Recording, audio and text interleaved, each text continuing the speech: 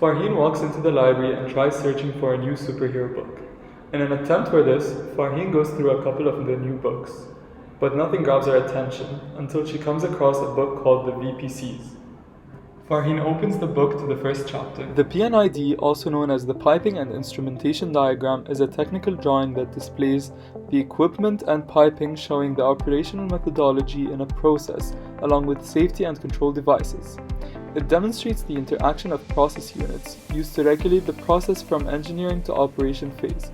The following is a sample PNID. The VPCs are valves, pumps, and compressors and are the hidden heroes in the process industry. Valves are mechanical devices that regulate, control, or direct the fluid flow by blocking the pipe either partially or completely. There are many different types of valves, such as globe, angle seat, or butterfly valves.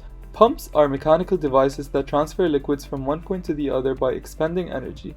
These are some of the symbols. Compressors are mechanical devices that decrease the volume in order to increase the pressure of a gas. On a sample PNID, these are valves, a pump, and a compressor.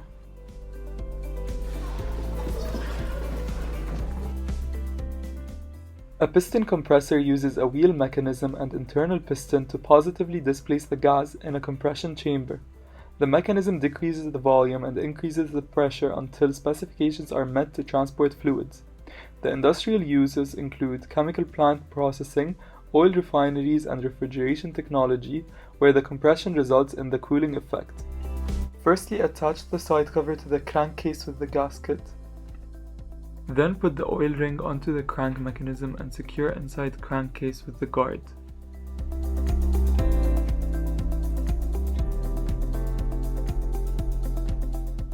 Insert the piston and secure from the bottom using the bearing cap.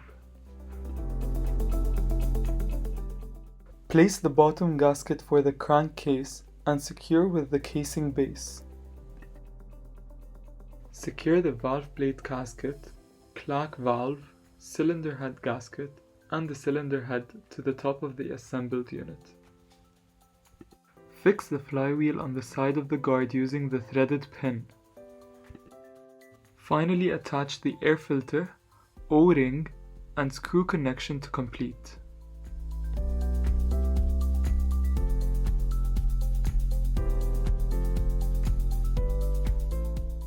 Angle seat valves regulate fluid flow manually or electronically in aggressive conditions such as high temperatures and viscosities. The industrial uses include food, chemical, oil and gas industries because they can distribute up to 1,000 cycles of operation per hour.